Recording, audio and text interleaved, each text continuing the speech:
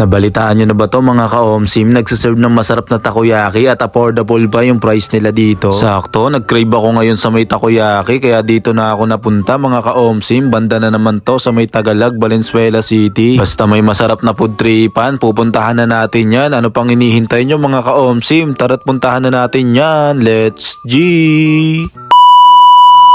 Ngayong araw, meron ako nalaman, masarap na food tripan kaya't aking pinuntahan. Dito nga lang pala yan sa Mr. Yambab's Takoyaki na matatagpuan sa 72 Tagalog Road, Valenzuela City. Open sila daily from 2:30 PM to 10:30 PM. Malapit sila sa may Tagalog Eco Park tsaka sa may 159 Food Hub mga ka-omsim. Nabalitaan ko, mura at masarap ang takoyaki dito mga ka-omsim. Isa sa maganda dito mga ka-omsim ay homemade lahat ng ingredients nila dito kaya naman talagang malinis at masarap talaga. Sa halagang 10 pesos each, meron kayo na ditong masarap na takoyaki mga ka-omsim. Tapos ang order nga pala namin dito, yung premium, yung best seller nila dito na cheese bomb tsaka Octo Supreme mga ka-omsim. Talaga naman daw solid talaga ang lasa nun. Kaya pwede kayo mag-walk-in dito mga ka-omsim sa mga gusto umorder ng online. Ito nga pala yung FB page nila, paki-PM na lang. Pwede kayo umorder dyan via Lalamove mga ka-omsim. At kung malayo ka sa Tagalog, meron silang Dalandanan, Malanday, Coloong at tsaka Malabon mga ka-omsim. Grabe, sobrang natatakam talaga ako kumain ngayon ng takoyaki. Buti na lang nakita ko tong Mr. Yambab. Kaya kung malapit ka dito sa Tagalog ka-omsim, puntahan mo na rin to. Tikman mo na rin tong takoyaki nila at sigurado namang sulit at masarap. Habang ina-assemble tong order namin ay talaga naman natatakam ako sa mga nilalagay na ingredients, lalo nang nilagay sa cheese bomb itong malaking slice ng quick melt cheese. Napaka-solid naman talaga na itong order namin mga ka-omsim. Tapos meron pang toppings yan na pork floss. Sa halagang 55 pesos meron ka ng apat na masarap na premium na takoyaki mga ka-omsim. Tapos yung Octo Supreme meron yung Bonito Flakes. Kaya ano pang iniintay nyo mga ka-omsim? Tikman na natin yan habang mainit-init pa.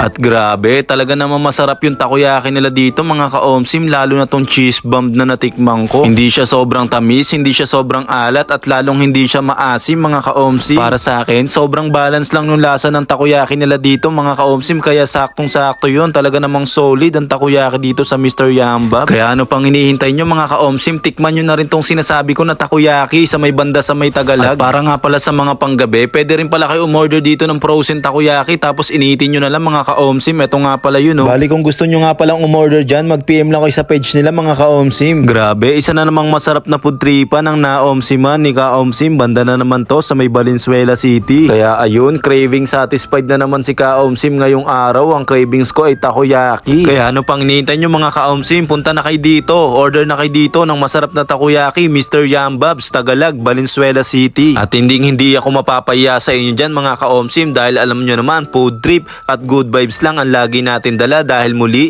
ako nga pala to si ka-omsim. Maraming salamat sa inyo guys. Bye!